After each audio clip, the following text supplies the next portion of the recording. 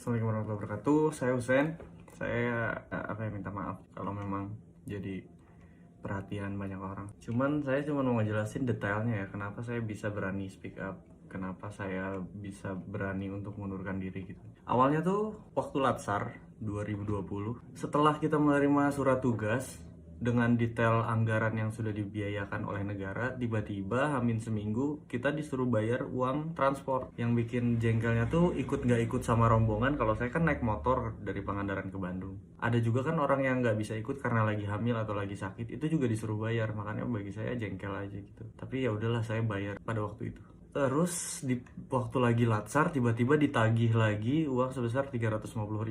Ya walaupun under sejuta lah, bagi beberapa orang mungkin bukan seberapa, tapi bagi kita nih agak berpengaruh gitu. Apalagi waktu itu tuh kita gaji selama 3 bulan belum dibayar, benar-benar belum dibayar, lagi dirapel katanya. Oh ya udah gitu, cuma kan jadi berat banget gitu. Sampai yang nagih tuh saya bilang saya nggak ada uang banget, saya kasih screenshot isi rekening saya nggak ada, di 500.000 aja nggak ada di rekening waktu itu. Jadi saya lapor aja di lapor.go.id, saya kasih cantumannya, saya kasih screenshotan penagihannya, saya kasih bukti transfernya di situ dengan kata-kata yang baik, dengan kata-kata yang saya pikirkan bersama teman-teman saya.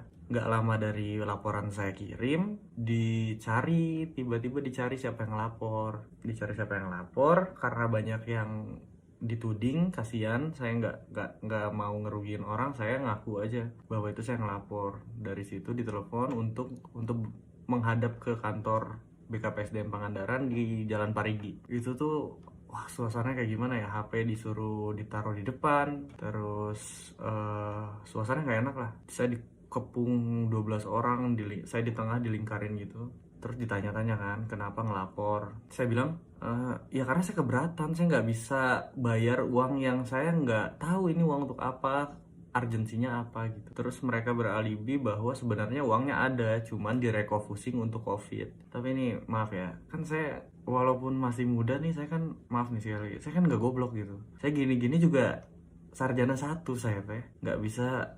Kalau uang negara tuh, kalau perpindahan dana tuh pasti ada suratnya. Saya mintalah surat perpindahan dananya, mana bu, biar saya laporin untuk nurunin laporan sebelumnya. Masuk akal. Mereka bilang beralasan lagi, katanya nah sebenarnya uang nggak ada, jadi karena kamu latsarnya waktu awal online tiba-tiba offline, jadi dananya belum disiapkan dari awal lah. Jadi berbeda sama argumen sebelumnya. Karena kamu latsarnya waktu awal online tiba-tiba offline, jadi dananya belum disiapkan dari awal lah. Jadi berbeda sama argumen sebelumnya.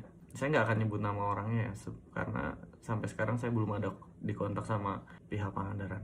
Setelah itu di sidang lah, ada 6 jam kali saya di kantor, di sidang, disuruh nurunin, diancam dipecat. Nah ini diancam dipecat juga lucu sih. Kamu katanya kalau laporan ini nggak diturunkan bisa dipecat karena bisa dianggap merusak nama baik instansi. Saya bilang dengan polosnya, karena saya waktu itu masih umur 24 atau 25 gitu. Saya bilang, ya udah pak, saya minta surat pemecatannya hari ini juga, kata saya. Dari situ bingung aja mereka, jadi bukan ngancem ya, ngomong ke teman CPNS saya di satu sekolah, harusnya diawasin usernya gini. Jadi ngerugiin banyak orang, saya jadi nggak nyaman kan. Sekolah saya didatengin, dicari masalahnya ada apa, padahal baik-baik aja sekolah saya. Jadi saya merasa dirugiin gitu, maksudnya dirugiin, diancamnya ke orang lain.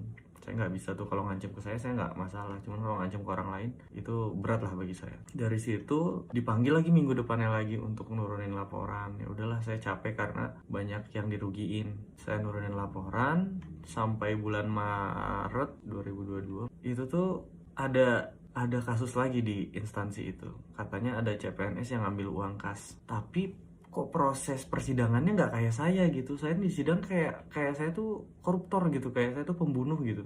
Segitunya lah pokoknya, saya nggak bisa nerangin secara detail ya. Tapi kok yang jelas-jelas ngambil uang kas ini nggak ada sidang kayak saya, nggak ada rame-rame kayak saya. Saya tuh dulu ya, waktu saya ngelaporin, saya tuh dibilang di grup kabupaten itu kalau Husein nggak nurunin laporan, SK satu kabupaten nggak akan turun.